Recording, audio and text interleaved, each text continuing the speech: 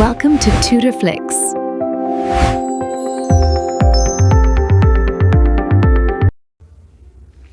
Hi teachers, இன்னைக்கு நம்ம unit 5 algebraic ஸ்ட்ரக்சர்ஸோட next class பார்க்கலாம். யூனிட் 2 வீடியோ கண்டிப்பாக இந்த மந்தில் முடிச்சிடலாம். நாளைக்கு உங்களுக்கு வீடியோ வந்துடும். வீடியோக்கான கண்டென்ட் எல்லாமே ரெடி ஆயிடுச்சு, ஓகேவா? ஸோ நாளைக்கு மார்னிங் ஒரு 10 to 11 உங்களுக்கு அந்த வீடியோ வந்துடும். ஸோ இன்றைக்கி பார்க்க போகிற topic first normal sub groups. இதுக்கு வந்து இன்வேரியண்ட் ஆர் செல்ஃப் கான்ஜுகேட் அப்படின்னு சொல்லிட்டு இன்னொரு பேர் கூட இருக்குது. Invariant sub group or self conjugate sub குரூப்னு சொல்லலாம். ஒரு சப் குரூப் ஹெச் இருக்குது, ஓகேவா? ஜின்ற குரூப்புக்கு ஹெச்ங்கிற ஒரு சப் குரூப் இருக்குது அப்படின்னா, இப்போ ஜியிலிருந்து நான் எலமெண்ட்ஸ் எடுக்கிறேன், ஏபிசிடி அந்த மாதிரி. ஜியில் இருக்கிற எந்த எலமெண்ட் எடுத்தாலும் ஹெச்ஏ ஈக்குவல் டு ஏஹெச், அதாவது right cosets equal to left cosets இப்படி வந்துச்சு அப்படின்னா அந்த குரூப்பை நம்ம என்னன்னு சொல்லுவோம்னா நார்மல் சப் குரூப்னு சொல்லுவோம், ஓகேவா? ஜின்ற ஒரு குரூப் இருக்குது, அதில் ஹெச்ங்கிற ஒரு சப் குரூப் எடுக்கிறோம். ஸோ ஜியிலிருந்து எந்த எலமெண்ட்ஸ், இப்போ ஏங்கிற எலமெண்ட்ஸ் எடுக்கிறேன் அப்படின்னா ஹெச்ஏ ஈக்குவல் டு ஏஹெச்சாக வரணும். அப்படி இருந்துச்சு அப்படின்னா அது என்னன்னு சொல்கிறோம், நார்மல் சப் குரூப்னு சொல்கிறோம். ஹெச்ஏ ஏஹெச்ங்கிறதெல்லாம் என்னது, ரைட் கோசெட் லெஃப்ட் கோசெட், ஓகேவா? Clearly, G and E are normal subgroups of G and are referred to as the trivial normal subgroup. So எந்த ஒரு குரூப் எடுத்தாலுமே அதில் கண்டிப்பாக அந்த G அந்த குரூப்புக்கு அதுவே ஒரு சப் குரூப்பாக இருக்கும். அண்ட் ஐடென்டிட்டி குரூப் E அதுவும் ஒரு சப் குரூப்பாக இருக்கும். ஸோ இதை நம்ம என்னன்னு சொல்லுவோம், ட்ரிவியல் சப் குரூப்னு சொல்லுவோம் இல்லையா? ஸோ ஜிஇயை பொறுத்து எல்லாமே என்ன தான் பண்ணுன்னா ஹெச்ஏ ஈக்குவல் டு ஏஹெச்ங்கிற கண்டிஷனை சாட்டிஸ்ஃபை பண்ணும். அதனால் இந்த ரெண்டையும் எப்படியும் சொல்லலாம் அப்படின்னா ட்ரிவியல் நார்மல் சப் குரூப்னு சொல்லலாம், ஓகேவா? Next, a group G not equal to E is called simple group if the only normal sub group of G are E and G. Any group of prime order is simple group. Simple group, ஓகேவா? Normal குரூப்புங்கிறது right coset to left coset to ஈக்குவலாக இருக்குன்னு சொல்லிட்டோம். Simple குரூப்னால் என்ன அப்படின்னா, இப்போ ஒரு group இருக்குது, ஓகேவா? அந்த குரூப்பில் ஜியும் இயும் ஒரு சப் குரூப்பாக இருக்குன்னு நம்ம சொல்லிட்டோம். இதில் வந்துட்டு ஜி வந்து இக்கு ஈக்குவலாக இருக்கக்கூடாது. அதாவது அந்த குரூப் வந்துட்டு ஈக்குவல் டு இ இந்த ஐடென்டிட்டி எலமெண்ட்டாக இருக்கக்கூடாது. அப்படி இருந்துச்சு அப்படின்னா அதை நம்ம என்னன்னு சொல்லுவோம் அப்படின்னா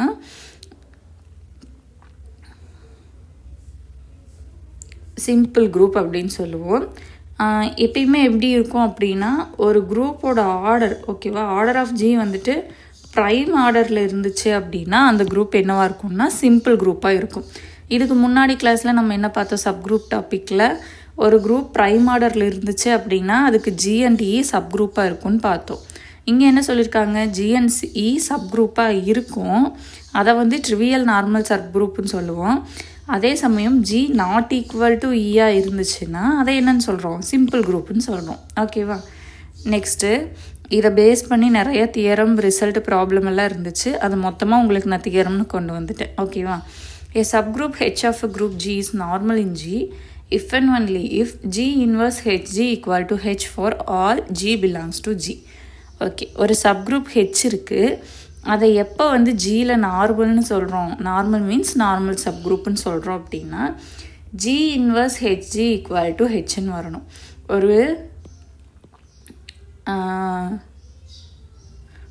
ஒரு எலமெண்ட் எடுக்கிறோம், இப்போ 5ன்னு 5 இந்த பக்கம் வந்துட்டு அதோட இன்வர்ஸ் 1/5 எடுக்கிறோம் அப்படின்னா திருப்பி நமக்கு என்ன தான் கிடைக்கணும் அப்படின்னா இந்த ஹெச் தான் கிடைக்கணும். இந்த ஹெச்சுக்கு என்ன வேல்யூ எடுக்கிறோமோ அந்த வேல்யூ தான் கிடைக்கணும். அப்படி கிடைச்சிது அப்படின்னா அதை வந்துட்டு நார்மல் சப் குரூப்னு சொல்லுவோம். இந்த 5 1/5 எல்லாம் எதில் இருக்கணும் அப்படின்னா ஜின்ற குரூப்பில் இருக்கணும், okay? Next, a sub group H of a group G is normal in G if and only if G inverse HG belongs to H for all H belongs to H G belongs to G. இங்கே வந்துட்டு மொத்தமாக அந்த sub குரூப்கே நம்ம பார்த்தோம். இங்கே அந்த sub குரூப்பில் உள்ள ஒரு எலமெண்ட்டுக்கு நம்ம பார்க்குறோம், ஓகேவா? அவ்வளோதான். Next, a sub group H of a group G is normal sub group if G sub group of G if and only if product of two right cosets of H in G is again a right coset of H in G. இப்போது ஜின்ற ஒரு குரூப்பில் ஹெச்ங்கிற ஒரு sub group எடுத்துக்கிறோம். இதை எப்போ நார்மல்னு சொல்லலாம் அப்படின்னா, அந்த ஜீன்ற குரூப் இருக்கு இல்லையா, சாரி ஹெச்ங்கிற சப் குரூப்பில் 2 ரைட் கோசெட் எடுக்கிறோம். ஓகேவா, நான் ஹெச்ஏ கேஏன்னு எடுக்கிறேன். இந்த ரெண்டையும் மல்டிப்ளை பண்ணும்போது எனக்கு ஒரு ஆன்சர் கிடைக்கும்ல, அது வந்து இப்போ ஒரு ஜேஏன்னு கிடைக்குதுன்னு வைங்க. இதுவுமே வந்துட்டு இந்த சப்குரூப்போட ரைட் கோசெட்டில் ஒரு வேல்யூவாக இருக்கணும். அப்படி இருந்துச்சு அப்படின்னா இதை வந்து நார்மல் சப்குரூப்புன்னு சொல்லுவோம். அதுக்கு முன்னாடி ஒன்று சொல்லாமல் விட்டுட்டேன். இந்த ட்ரையாங்கிள் மாதிரி போட்டிருக்கேன் இல்லையா, ஹெச்சு இப்படி ட்ரையாங்கிளில் இந்த பக்கமாக பார்த்த மாதிரி போட்டு ஒரு லைன் போட்டோம்னா இதை வந்து நார்மல் சப்குரூப்பை நோட்டேட் பண்ணுறதுக்காக போடுறது. ஓகேவா, next a non-empty subset H of a group G is normal subgroup of G if and only if for all xy belongs to H, G belongs to G, G of x into G y inverse belongs to H. ஒரு நான் empty subset H எடுக்கிறோம். இங்கே வந்து sub குரூப்புன்னு சொல்லல, சப்செட்டுன்னு சொல்கிறாங்க. ஓகேவா, ஜீன்ற குரூப்பில் ஹெச்சுங்கிற ஒரு நான் எம்டி சப்செட் எடுக்கிறோம். அதை எப்போ நம்ம நார்மல் சப் குரூப்புன்னு சொல்லுவோம் அப்படின்னா, இப்போ எக்ஸ் ஒய்னு 2 எலமெண்ட் வந்துட்டு நான் ஹெச்சுங்கிற அந்த சப்செட்டில் எடுத்துக்கிறேன். ஜீன்ற ஒரு எலமெண்ட் வந்துட்டு நம்மளோட குரூப்லேருந்து எடுத்துக்கிறேன். இப்போ வந்துட்டு ஜிஎக்ஸும் ஜிஒய் இன்வர்ஸையும் நம்ம இந்த மல்டிப்ளை பண்ணுறோம் இல்லையா, அதோட வேல்யூ ஹெச்சுக்குள்ளே இருக்கணும். இருந்துச்சுன்னா அதை என்னன்னு சொல்லுவோம்னா நார்மல் சப் குரூப்புன்னு சொல்லுவோம். இதெல்லாம் வந்துட்டு உங்களுக்கு ப்ராப்ளம் மாதிரி ப்ரூவ் பண்ண சொல்லியிருந்தாங்க. நான் உங்களுக்கு ஸ்டேட்மெண்ட் மாதிரி எழுதிட்டு வந்துட்டேன். மேபி டைரக்ட் 1 மார்க்கில் கேட்கலாம். ஓகேவா, நெக்ஸ்ட்டு இது கொஞ்சம் இம்பார்ட்டன்ட் தான். n is a normal sub group of order 2 of a sub group G, then n subset of Z of G. என்னங்கிறது ஒரு normal sub group of order 2ன்னு சொல்லிட்டாங்க. ஓகேவா, ஜீன்ற குரூப்புக்கு n வந்துட்டு நார்மல் சப் குரூப்புன்னு சொல்லிட்டாங்க. ஆர்டர் ஆஃப் n வந்துட்டு 2ன்னு சொல்லிட்டாங்க. அப்படி இருந்துச்சு அப்படின்னா அந்த என்னோட வேல்யூ அது ஓகேவா, அந்த என்னங்கிற சப்குரூப்போட நார்மல் சப்குரூப்போட வேல்யூ அந்த சப்செட் அந்த நார்மல் சப்குரூப்பு எதுக்குள்ளே இருக்கோ அப்படின்னா இசட் ஆஃப் ஜி, அதோட சென்ட்ரலைசர் இருக்கும் இல்லையா, அதுக்கு சப்செட்டாக இருக்குன்னு சொல்கிறாங்க. ஓகே, என்னங்கிறது ஒரு நார்மல் சப்குரூப்பாக இருக்குது, அதோட ஆர்டர் வந்துட்டு 2 இப்படி இருந்துச்சு. ஓகேவா, என்னங்கிறது ஜியோட நார்மல் சப்குரூப்பு, அதோட ஆர்டர் 2ஆக இருந்துச்சு அப்படின்னா அந்த எண் எப்படி இருக்குன்னா அதோட சென்ட்ரலைசருக்கு சப்செட்டாக இருக்குன்னு சொல்லியிருக்காங்க. Okay, next the subgroup of index 2 in a group G is a normal subgroup of G. ஒரு சப்குரூப் இருக்குது, அதோட இண்டெக்ஸ் வந்து 2ஆக இருக்குது. இண்டெக்ஸ் நம்ம நேற்று என்ன பார்த்தோம், number of distinct right or left coset value தான் நம்ம என்னன்னு பார்த்தோம், இண்டெக்ஸ்ன்னு பார்த்தோம். So the subgroup of index 2 in a group G is a normal subgroup of G. ஒரு சப்குரூப்புக்கு இண்டெக்ஸ் 2ஆக இருந்துச்சு அப்படின்னா அது நார்மல் சப்குரூப்பாக இருக்கும். பட் அதோட கான்வர்ஸ் நாட் ட்ரூ. கான்வர்ஸ்ங்கிறது என்னது, ஒரு குரூப் வந்து நார்மல் சப்குரூப்பாக இருந்தால் அதோட இண்டெக்ஸ் 2ஆக இருக்குமான்னு கேட்டால் கிடையாது. பட் ஒரு சப்குரூப்புக்கு இண்டெக்ஸ் 2ஆக இருந்துச்சுன்னா அதை நம்ம நார்மல் சப்குரூப்புன்னு சொல்லலாம். If H is a subgroup of a group G such that AH into HB for any AB belongs to G is either a left or a right coset of H in G, then H is normal. இப்போது ஹெச்ங்கிற ஒரு subgroup எடுத்துக்கிறோம் ஜீன்ற குரூப்பில். ஓகேவா, ஹெச்ங்கிற subgroup ஜீன்ற குரூப்பில் எடுக்கிறோம். இப்போ AH into HP பார்க்குறோம். ஓகேவா, இதில் ஏபி ரெண்டுமே எதுக்குள்ளே இருக்குதுன்னா நம்மளோட குரூப்புக்குள்ளே இருக்குது. இதோட வேல்யூ ரைட் கோசெட்டாவோ லெஃப்ட் கோசெட்டாவோ கிடச்சிது எதுக்குள்ளே, இந்த சப்குரூப் ஹெச்சுக்குள்ளே ரைட் கோசெட்டாவோ லெஃப்ட் கோசெட்டாவோ கிடச்சிருச்சு அப்படின்னா அதை என்னன்னு சொல்லுவோம்னா நார்மல்னு சொல்லுவோம். Next we can find 3 groups E subset of F, F subset of G, where E is normal in F, F is normal in G, but E is not normal in G. அதாவது உங்களுக்கு இப்போ ஈன்ற ஒரு subset எஃப்பில் எடுக்கிறோம், எஃப்ங்கிற subset ஜியில் எடுக்கிறோம். இப்போ ஈங்கிறது நம்ம என்ன சொல்லிட்டோம்னா எஃப்க்கு நார்மல்னு சொல்லிட்டோம், எஃப்ங்கிறது ஜிக்கு நார்மல்னு சொல்லிட்டோம். பட் ஈங்கிறது ஜிக்கு நார்மலான்னு கேட்டால் கிடையாது. நார்மலாக நம்ம சப்செட்னால் என்ன சொல்லுவோம், ஈன்றது எஃபோட சப்செட் இல்லை சப் குரூப்புனாலும் ஈங்கிறது எஃபோட சப் குரூப்பாக இருந்துச்சு, எஃப்ங்கிறது ஜியோட சப் குரூப்னா ஈயும் ஜிக்கு சப் குரூப்பாக இருக்குன்னு சொல்லுவோம். பட் நார்மல் சப் குரூப்பில் அப்படி கிடையாது. ஈங்கிறது எஃப்க்கு சப் குரூப்பாக நார்மல் சப் குரூப்பாக இருக்குது, எஃப்ங்கிறதும் ஜிக்கு நார்மல் சப் குரூப்பாக இருக்குது அப்படின்னா ஈன்றது ஜிக்கு நார்மல் சப் குரூப்பாக இருக்குமான்னு கேட்டால் கிடையாது. ஓகேவா? Next, if a cyclic subgroup K of G is normal in G, then every subgroup of K is normal in G. ஒரு cyclic subgroup K எடுத்துக்கிறோம், அது வந்து குரூப் Gயில் நார்மலாக இருக்குது அப்படின்னா அந்த கேவை பொறுத்து நம்ம வந்துட்டு எவ்வளோ சப்குரூப்ஸ் எடுத்தாலுமே அது என்னவாக தான் இருக்கும்னா ஜியில் நார்மலாக தான் இருக்கும்.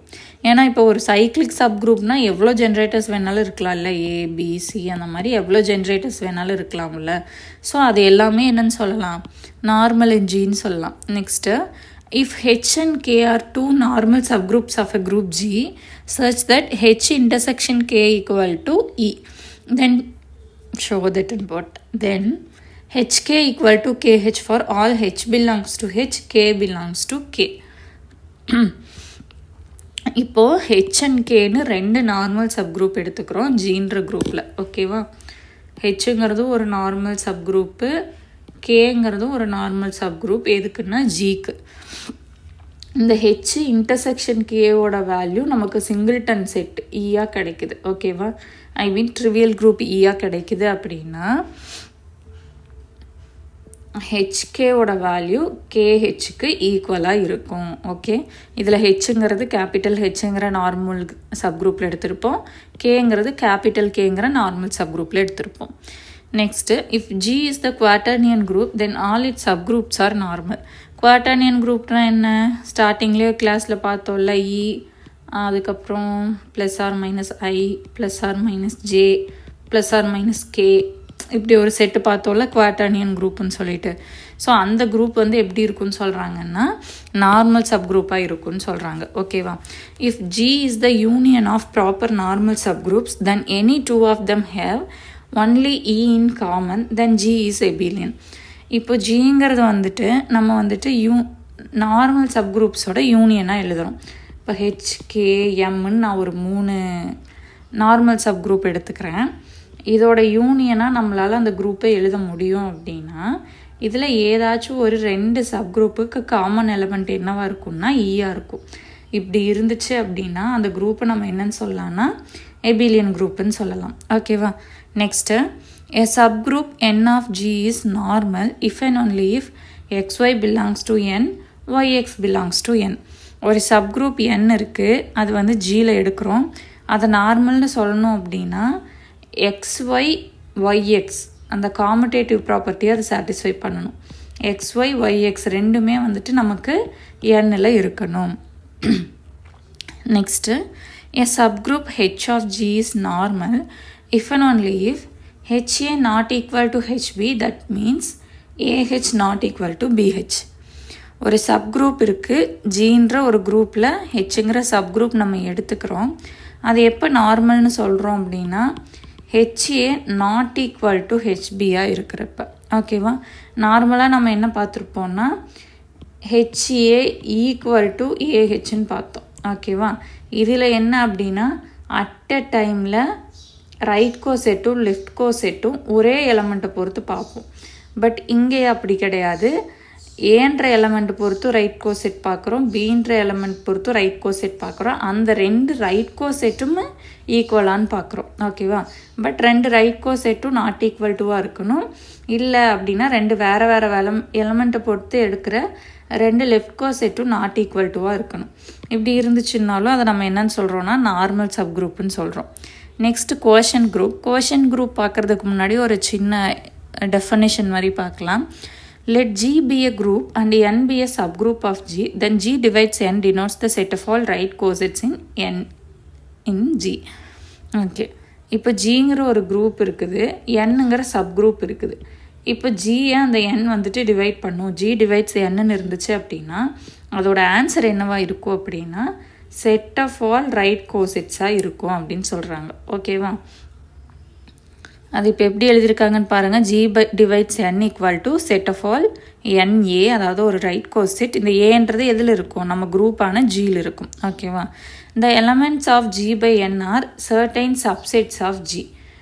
ஓகே, இந்த G by N பொறுத்து நமக்கு கொஞ்சம் எலமெண்ட்ஸ் கிடைக்கும் இல்லையா? இப்போ 2, 4 அந்த மாதிரி ஏதாவது எலமெண்ட்ஸ் கிடச்சிது அப்படின்னா அது நம்ம குரூப்புக்கு சப்செட்டாக இருக்கும். ஓகேவா? சப் குரூப்பாக இருக்கணும்னு கொடுக்கல, சப்செட்டாக இருக்கும்னு கொடுத்துருக்குறாங்க. அதாவது அந்த எலமெண்ட் அந்த ஜிக்குள்ளே இருக்கும், அவ்வளோதான். அதை வந்து பைனரி ஆப்ரேஷனை பொறுத்து குரூப் கண்டிஷனை சாட்டிஸ்ஃபை பண்ணணும்னு கிடையாது. அப்படி பண்ணினா தான் சப் குரூப்புன்னு சொல்லுவோம். இங்கே ஜஸ்ட்டு சப்செட்டுன்னு சொல்லியிருக்கிறதுனால அந்த ஜிக்குள்ளே இருந்தால் போதும். நெக்ஸ்ட் இதை பேஸ் பண்ணி ஒரு theorem. If G is a group, N is a normal subgroup of G, then G divides N is also a group. Gன்றது குரூப்பு, Nங்கிறது அந்த Gக்கு ஒரு நார்மல் சப்குரூப் அப்படின்னா இந்த G divides Nல வர வேல்யூ என்னவாக தான் இருக்கும்னா ஒரு குரூப்பாக தான் இருக்கும் அப்படின்னு சொல்கிறாங்க. இப்போ தான் நம்ம குவொஷன் குரூப் ஆர் ஃபேக்டர் குரூப் இதோட டெஃபினிஷன் பார்க்க போகிறோம். Let N be a normal subgroup of G, then the collection of G divides N of all right cosets of N in G forms a group under the product of two right cosets. This group is called the quotient group or a factor group. இப்போ நம்ம மேலே என்ன பார்த்தோம்?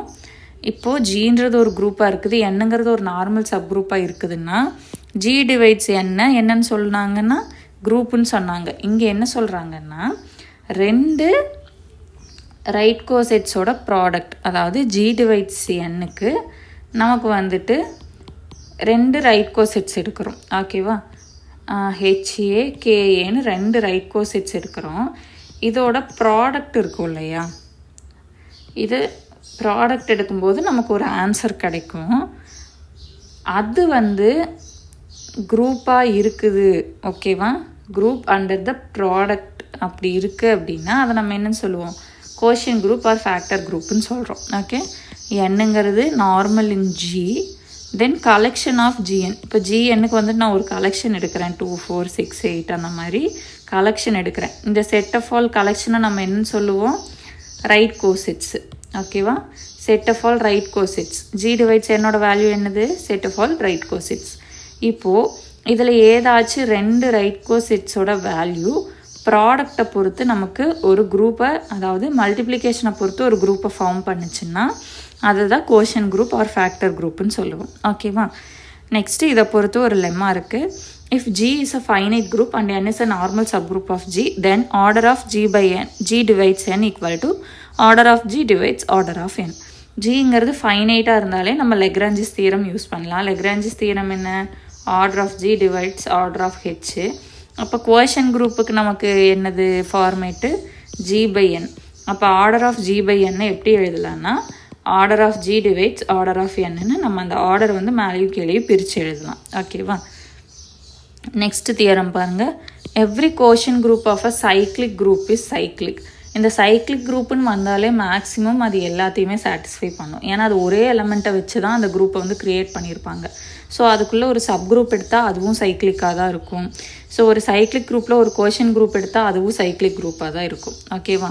அது ஒரு எபிலியன் குரூப்பான்னு கேட்டால் ஆமாம், அது எபிலியன் குரூப்பாகவும் இருக்கும். ஓகே, ஸோ இதோட வந்துட்டு நமக்கு அந்த குரூப்புக்கு உண்டான பேசிக்ஸ் எல்லாமே முடிஞ்சிடுச்சு. அதாவது குரூப்பு, எபிலியன் குரூப்பு, அதுக்கப்புறமா சப் குரூப்பு, அதுக்கப்புறமா cyclic group, normal group, simple group, quotient group. இதே குரூப்போட எல்லா டைப்ஸையுமே இப்போ நம்ம பார்த்து முடிச்சாச்சு. அதுக்கு உண்டான தியரம்ஸு, ரிசல்ட்ஸு எல்லாமே பார்த்துட்டோம். நெக்ஸ்ட்டு பார்க்க போகிறது ஆட்டோமார்ஃபிசம், ஹோமோமார்ஃபிசம் எல்லாம் பார்க்கணும். அதுக்கு நமக்கு என்ன அப்படின்னா பேசிக்கான மேப்பிங்ஸ் வந்து தெரியணும். ரியல் அனாலிசிஸ் படித்தவங்களுக்கு ஞாபகம் இருக்கும், இல்லாதவங்களுக்கும் நான் இப்போ ஒரு தடவை கிளியராக சொல்லிடுறேன். ஓகேவா? ஃபஸ்ட்டு ஒரு மேப்பிங் இருக்குது, அதை எப்போ வந்துட்டு நம்ம வந்துட்டு கன்சிடர் பண்ணுவோம், அதை வந்துட்டு ஒரு மேப்புன்னு எப்போ நம்ம கன்சிடர் பண்ணுவோம், எப்போ பண்ண மாட்டோம் அப்படின்னு ஒன்று இருக்குது. ஓகேவா? இப்போ அதுக்கு எக்ஸாம்பிளுக்கு நம்ம எடுத்துக்கலான்னா எக்ஸு ஒய்னு ரெண்டு எடுத்துக்கிறோம் அப்படின்னா, இப்போ நான் எக்ஸை வந்து ஸ்டூடெண்ட்ஸுன்னு எடுத்துக்கிறேன், ஒய்யை வந்து நான் சீட்டுன்னு எடுத்துக்கிறேன். ஓகேவா? இப்போது நார்மலாக மேப்பிங்கில் என்ன சொல்லுவோம்னா இந்த எக்ஸை வந்துட்டு டொமைன் சொல்லுவோம், ஒய்யை வந்து கோடொமைன் சொல்லுவோம். அதே மாதிரி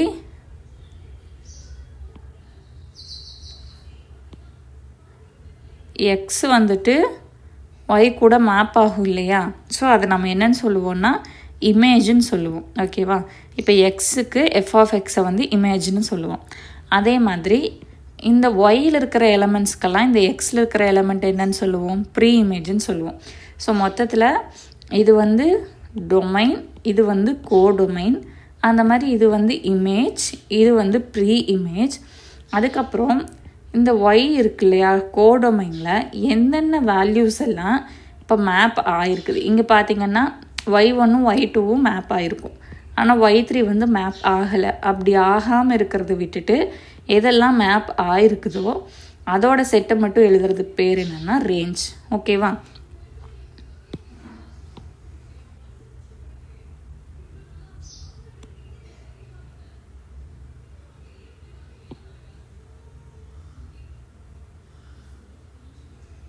சரி, இப்போது ஒரு மேப்பிங் வந்து நம்ம கொடுக்குறாங்க, ஒரு ஃபங்க்ஷன் கொடுத்துருக்காங்கன்னா அது நம்ம எப்போ மேப்புன்னு சொல்லுவோம், எப்போ அதை மேப் இல்லைன்னு சொல்லுவோம் அப்படின்னா, இங்கே எக்ஸில் இருக்கிற எல்லா எலமெண்ட்டும் ஒயில் இருக்கிற ஏதாச்சும் ஒரு எலமெண்ட்டோட மேப் ஆகிருக்கணும். அப்படி ஆயிருந்துச்சுன்னா அதை மேப்பிங்னு சொல்லுவோம். எப்போ அது மேப் ஆகலைன்னு சொல்கிறோம் அப்படின்னா, இப்போது எக்ஸில் இருக்கிற ஒரு எலமெண்ட்டு ஒயில் இருக்கிற 2 எலமெண்ட் கூட மேப் ஆகிருந்துச்சுன்னா அது மேப்பிங் கிடையாது. இப்போ ஒயில் இருக்கிற ஒரு எலமெண்ட்டுக்கு இங்கே எக்ஸில் இருக்கிற 2 எலமெண்ட் வந்து மேப் ஆச்சுன்னா அப்படி ஆகலாம். பட் எக்ஸில் இருக்கிற எலமெண்ட்டுக்கு ஒய்க்கு 2 மேப்பிங் இருக்கக்கூடாது. இப்போ நான் சொல்கிற பாருங்கள். இப்போ இது வந்து ஸ்டூடெண்ட்ஸு, இது வந்து சீட்டு. இப்போ ஒரு ஹால் இருக்குது. ஓகேவா? ஒரு எக்ஸாம் ஹால், ஏதோ ஒரு சம்திங் ஒரு ஹால் இருக்குது. இப்போது ஒரு ஸ்டூடெண்ட் வந்துட்டு ஒரே டைமில் 2 சேரில் உட்கார முடியுமா? முடியாதுல்ல. ஸோ அப்படி இருந்துச்சுன்னா அது மேப்பிங் கிடையாது. பட் 2 ஸ்டூடெண்ட்ஸ் சேர்ந்து நம்மளால் ஒரு சீட்டை வந்து ஷேர் பண்ணிக்க முடியும். ஸோ அதை நம்ம என்னென்னு சொல்லலாம்னா மேப்பிங்னு சொல்லலாம். ஓகேவா? நெக்ஸ்ட்டு, இப்போது ஆடிட்டோரியமில் இருக்கிற சேர்ஸ் வந்துட்டு நமக்கு இப்போ பேலன்ஸ் இருக்கலாம். இப்போ எனக்கு வந்து 20 ஸ்டூடெண்ட்ஸ் தான் இருக்கிறாங்க, பட் 50 சீட்ஸ் இருக்குது, 30 சீட்ஸ் பேலன்ஸ் இருக்குதுன்னா அது பிரச்சனை கிடையாது. பட் எந்த ஒரு ஸ்டூடெண்ட்டும் சீட் இல்லாமல் வெளியில் நிற்கக்கூடாது. ஓகேவா? அப்போ என்ன அர்த்தம்? இந்த எக்ஸில் இருக்கிற ஒரு எலமெண்ட் கூட மேப் ஆகாமல் சிங்கிளாக இருக்கக்கூடாது. ஓகேவா? சரி, இந்த 2 கண்டிஷனும் தெரிஞ்சுக்கணும். என்ன இருக்கணும்? இங்கே இருக்கிற ஒரு எலமெண்ட் இங்கே இருக்கிற 2 எலமெண்ட் கூட மேப் ஆகக்கூடாது. அதே மாதிரி இங்கே இருக்கிற ஏதாச்சும் எலமெண்ட் மேப் ஆகாமல் பேலன்ஸ் இருக்கக்கூடாது. ஓகே, இப்போது மேப்பிங்கில் நமக்கு 4 டைப்ஸ் இருக்கும் ஃபங்க்ஷனில். 1-to-1 function R injective. இதை 1-to-1ன்னு சொல்லலாம், இன்ஜெக்டிவ்னு சொல்லலாம். இதுக்கு என்ன அர்த்தம் அப்படின்னா, எக்ஸில் இருக்கிற ஒவ்வொரு எலமெண்ட்டுக்கும் ஒய்யில் நமக்கு ஒரு டிஸ்டிங்க்ட் எலமெண்ட் கிடைக்கும். ஓகேவா? இங்கே சொன்ன மாதிரி இப்படி 2 எலமெண்ட் சேர்ந்து ஒரு மேப்பிங் எல்லாம் ஆகாது. எக்ஸில் ஒரு எலமெண்ட் எடுத்தால் கண்டிப்பாக ஒயில் அதுக்குன்னு ஒரு யூனிக் எலமெண்ட் இருக்கும். இப்போ இங்கே வந்துட்டு எக்ஸ் ஸ்கொயருங்கிறத நான் ஒரு மேப்பிங்கோட ஃபங்க்ஷனாக எடுத்துக்கிறேன். இப்போ நான் 1 சப்ஸ்டியூட் பண்ணேன்னா எக்ஸ் ஸ்கொயர் எனக்கு என்ன கிடைக்கும்? 1 கிடைக்கும். 2 சப்ஸ்டியூட் பண்ணேன்னா எனக்கு என்ன கிடைக்கும்? எக்ஸ் ஸ்கொயர் 4 கிடைக்கும். 3 சப்ஸ்டியூட் பண்ணேன்னா எனக்கு என்ன கிடைக்கும்? 9 கிடைக்கும். 4 சப்ஸ்டியூட் பண்ணேன்னா எனக்கு என்ன கிடைக்கும்? 4 ஸ்கொயர் 16 கிடைக்கும். ஸோ எக்ஸில் நான் எந்த எலமெண்ட் எடுத்தாலுமே எனக்கு ஒய்யில் ஒரு எலமெண்ட்டு அதுக்குன்னு தனியாக இருக்கணும். ஓகேவா? வேறு எந்த எலமெண்ட் கூடயுமே அது பேர் ஆகிருக்காமல் அந்த எக்ஸுங்கிற ஒரு எலமெண்ட்டுக்கு எனக்கு கிடைக்கணும். ஸோ இங்கே ஒரு எலமெண்ட் எடுத்தால் எனக்கு இங்கே ஒரு எலமெண்ட் கிடைக்கணும். இங்கே இன்னொரு எலமெண்ட் எடுத்தால் எனக்கு இங்கே இன்னொரு எலமெண்ட் கிடைக்கணும். ஒவ்வொரு எலமெண்ட்டுக்கும் ஒரு எலமெண்ட் கிடைக்கணும். அதை தான் நம்ம என்னென்னு சொல்லுவோம்னா 1-1 ஃபங்க்ஷன்னு சொல்லுவோம். இப்போ இங்கே ஒய்யில் வந்து எலமெண்ட்ஸ் பேலன்ஸ் இருக்கலாமான்னு கேட்டால் இருக்கலாம். அது நமக்கு பிரச்சனை கிடையாது. எக்ஸில் இருக்கிறது தான் நமக்கு பேலன்ஸ் இருக்கக்கூடாது, ஒய்யில் இருக்கலாம். ஓகேவா? எக்ஸில் இருக்கிற ஒவ்வொரு எலமெண்ட்டுக்கும் எனக்கு ஒய்யில் தனியாக ஒரு எலமெண்ட் இருந்தால் போதும். அதை நான் 1-to-1ன்னு சொல்லுவேன். அப்போ இதுக்கு எப்படி நம்ம மேத்தமெட்டிக்கலாக சொல்லலாம்? f of x1 equal to f of x2, x1 equal to x2 for all x1, x2 belongs to x. So ஒவ்வொரு x1க்கும் எனக்கு இங்கே ஒவ்வொரு எலமெண்ட் கிடைக்கணும். ஓகேவா? இது என்னன்னு சொல்லுவோம்னா 1-to-1 function. Next on-to mapping surjective. இது ஆன்-டுன்னு சொல்லலாம், சர்ஜெக்டிவ்னு சொல்லலாம். இது எப்படி இருக்கணும்னா ரேஞ்சும் கோடொமைனும் ஈக்குவலாக இருக்கணும். இப்போ நான் அப்படியே ரேஞ்சுன்னா நான் என்னன்னு சொன்னேன்?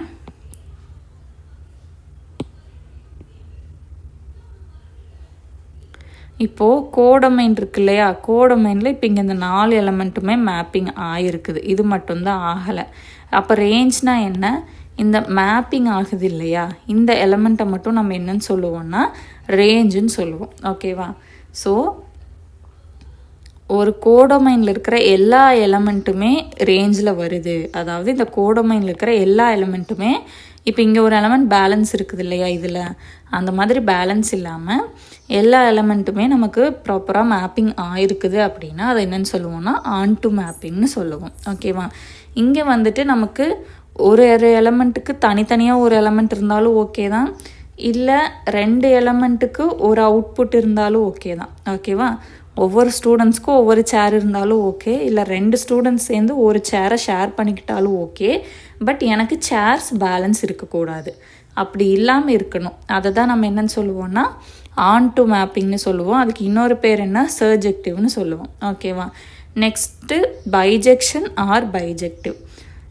ஒரு மேப்பிங் வந்து 1-to-1 கண்டிஷனையும் சாட்டிஸ்ஃபை பண்ணுது, ஆன் டு மேப்பிங்கையும் சாட்டிஸ்ஃபை பண்ணுது அப்படின்னா அதை என்னன்னு சொல்லுவோம்னா பைஜெக்ஷன்னு சொல்லுவோம். அப்போ அதுக்கு கண்டிப்பாக மேப்பிங் எப்படி வரும், 1-to-1ன்னா என்ன, இங்கே இருக்கிற ஒவ்வொரு எலமெண்ட்டுக்கும் இங்கே ஒவ்வொரு எலமெண்ட் இருக்கணும். அப்போ வந்துட்டு இங்கே இருக்கிற இந்த ப்ராப்ளம் மாதிரி இப்படி 2 அவுட்புட் வராது. இங்கே வந்துட்டு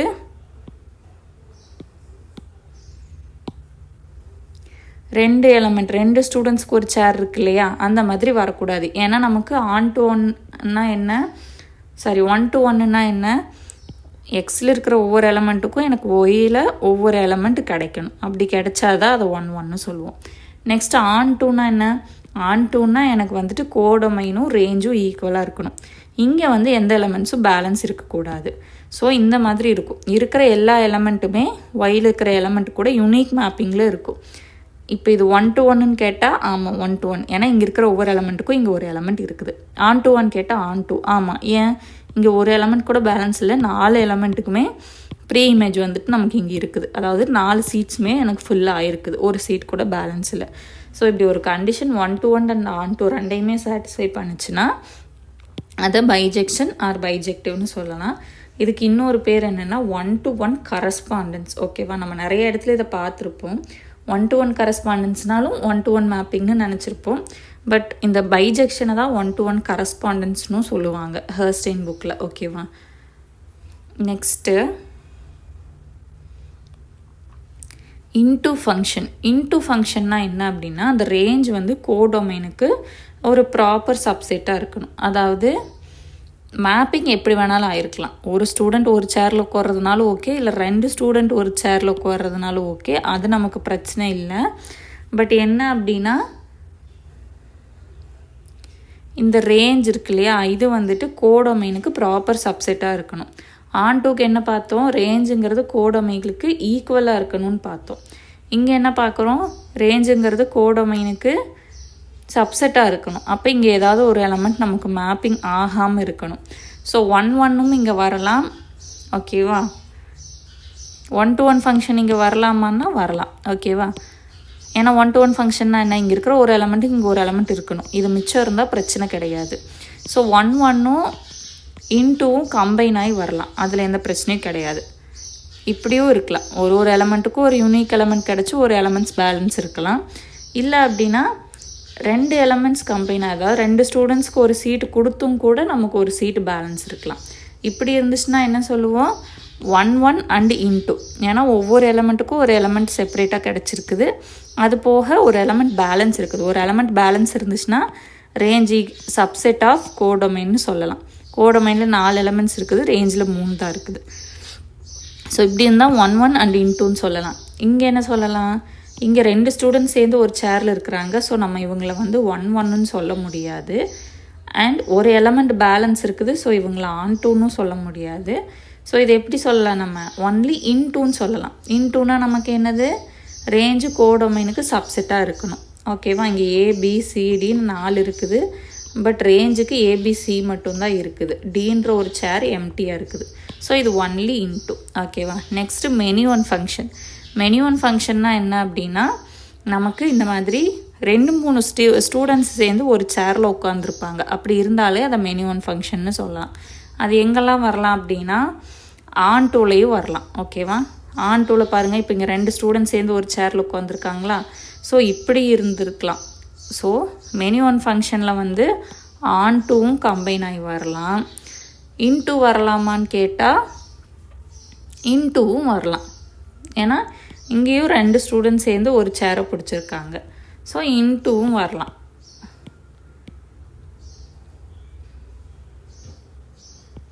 இப்படி 2-3 ஸ்டூடெண்ட்ஸ் சேர்ந்து ஒரு சேரில் உட்காந்தா நம்ம என்னன்னு சொல்லுவோம், அதை மெனி ஒன்னுன்னு சொல்லுவோம். ஓகேவா?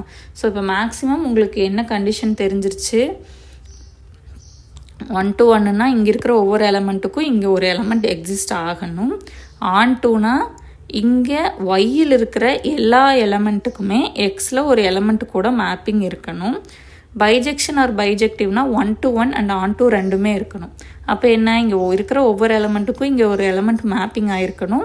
ஒயில் எந்த எலமெண்ட்டுமே பேலன்ஸ் இருக்கக்கூடாது. நெக்ஸ்ட் இன்டூனா என்ன, range subset of codomain. While ஏதாச்சும் ஒரு எலமெண்ட் மட்டும் மேப் ஆகாமல் இருக்கணும். பேலன்ஸ் வந்துட்டு நமக்கு ஒரு எலமெண்ட் கூட மேப் ஆனாலும் ஓகே, இல்லை 2 எலமெண்ட் ஒரு எலமெண்ட் கூட மேப் ஆனாலும் ஓகே, அதை பற்றி பிரச்சனை கிடையாது. மெனி ஒன்றுனா என்ன, நிறைய டேர்ம்ஸ் 2-3 எலமெண்ட்டுக்கு 2 எலமெண்ட் இல்லை 3 எலமெண்ட் 2 எலமெண்ட்டும் வரலாம். இப்போ எக்ஸு ஒய் இருக்குது, 1 2 இருக்குது.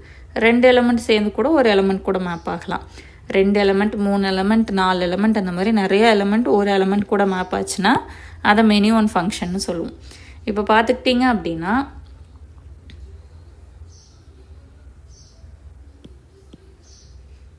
ஆன் டூவும் இன்டூவும் ஸ்ட்ரெயிட் ஆப்போசிட். ஓகேவா? ஆன் டூனா என்ன, ஒரு எலமெண்ட் கூட பேலன்ஸ் இருக்கக்கூடாது. இன்டூனா என்ன, ஒரு எலமெண்ட்டாச்சு பேலன்ஸ் இருக்கணும் ஒயில். ஓகேவா? ஸோ இந்த ரெண்டும் எப்பயுமே ஒன்றா வராது. மீதியெல்லாம் எப்படி வேணாலும் கொஞ்சம் கம்பைன் ஆகி வரும். ஓகேவா? சரி, இது வரைக்கும் போதும். மேப்பிங் எல்லாம் கொஞ்சம் நல்லா புரிஞ்சுக்கோங்க. இதுக்கு இன்னும் 1 2 3 எக்ஸாம்பிள்ஸ் எல்லாம் கொடுத்து எழுதி பாருங்கள். ஏதாவது டவுட் இருந்துச்சுன்னா கேளுங்க. நாளைக்கு கிளாஸில் அடுத்த டாபிக் பார்க்கலாம். யூனிட் 2 நாளைக்கு கண்டிப்பாக அப்லோட் பண்ணிடுவேன், பயப்பட வேண்டாம். இந்த மந்த்துக்குள்ளே யூனிட் 2வையும் முடிச்சிடலாம், யூனிட் 5யும் மேக்ஸிமம் முடிச்சிடலாம். ஓகேவா? தேங்க்யூ.